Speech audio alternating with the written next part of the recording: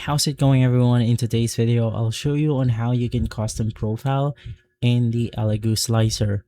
So the first thing that you want to do is to just head over to your Elegoo slicer right here. And once inside, you could make the customizations the way you want to, from quality, strength, speed, multi-material, and many more. So in my case, I'll just go ahead and basically edit out the skirt loops. I'll adjust the layer height from 0.2 to something like 0.4.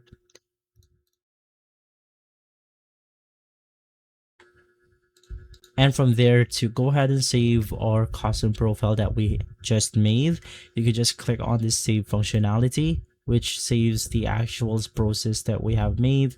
And of course, you can name this the way you want to. So in my case, I'm going to put 0.28 mm layer height, just so I could remember. And from there, we have the ability to use this specific profile right here.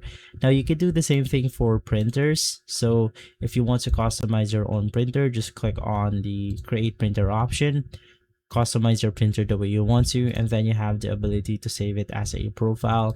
And of course, it's the same thing for the filament setting. And so guys, if this video has been helpful, leave a like, subscribe, and follow us for more videos like this. Thanks for watching.